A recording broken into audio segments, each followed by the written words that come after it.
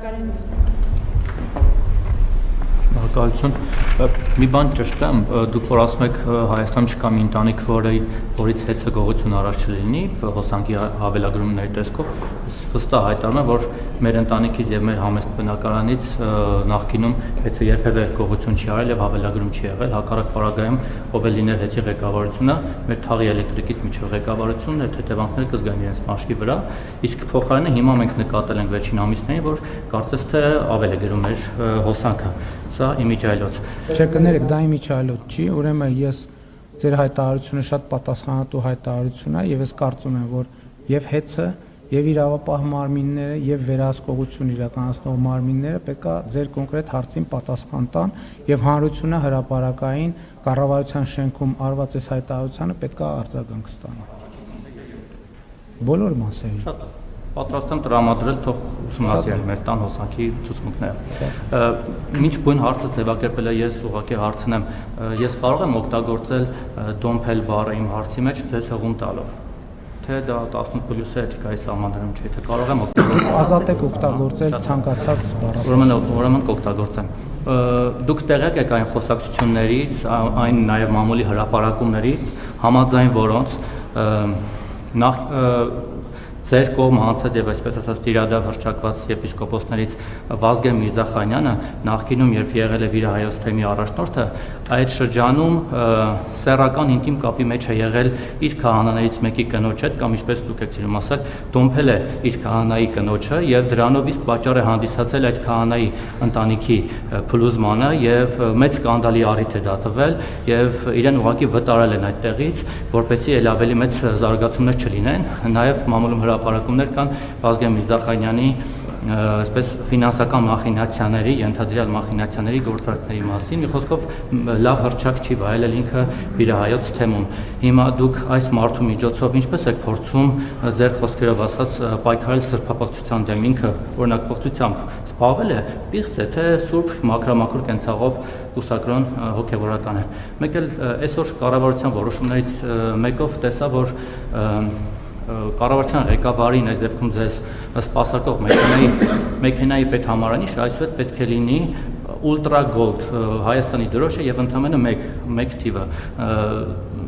Սա նորից հիշեցեց ձեր խոսքի ու գործի տարբերությունը նախկինում երբ որ դուք նոր եք ստանձնել այս պաշտոնը հայտարարում եք որ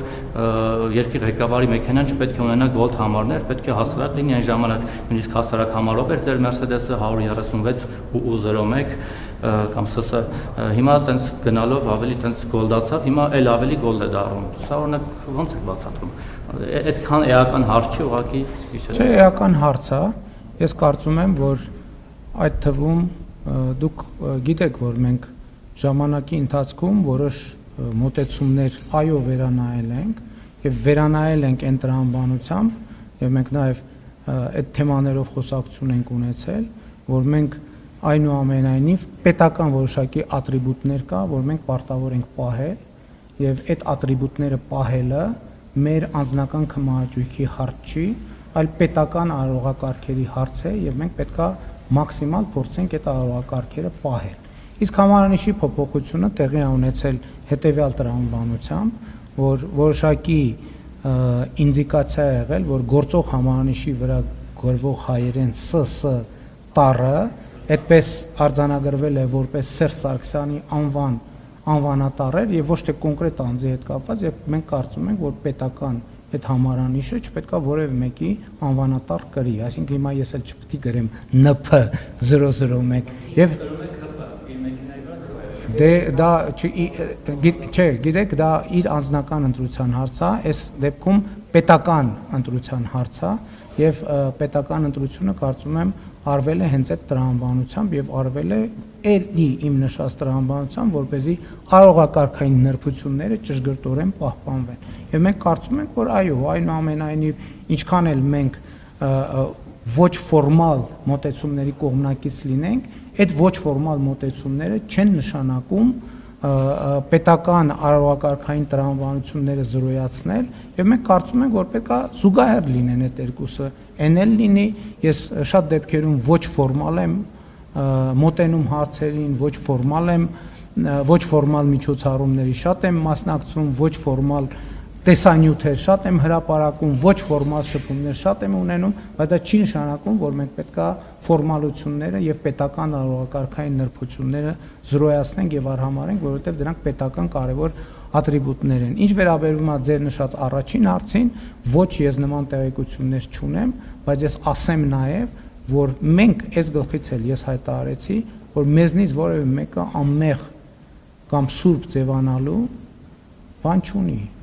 մտադրություն եւ կանխավարկած չունի։ Ընդհակառակը բարենորոգման հայտարարության մեջ արձանագրված է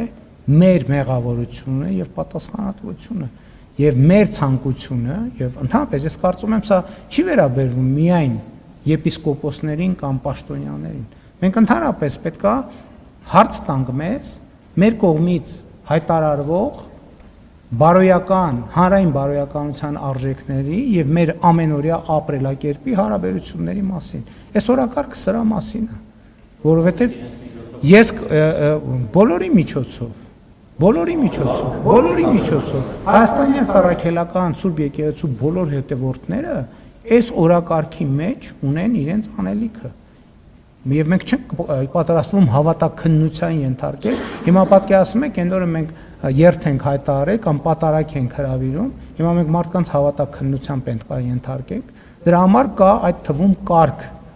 Ես ասացի, ես ինքս գնում եմ Խորանի առաջ ծնկի եմ գալիս եւ իմ մեղքերի համար թողություն եմ խնդրում, որովհետեւ իմիջայլոց հավատաքննության չենք ենթարկում եւ այդ հայտարարությունը բաց է նաեւ կաթողիկոսի համար, եթե ուզում է միանա այդ հայտարարությանը, կարող է ես չգիտեմ, բայց ես կարծում եմ, որ հանրությունը այդ թվում այդ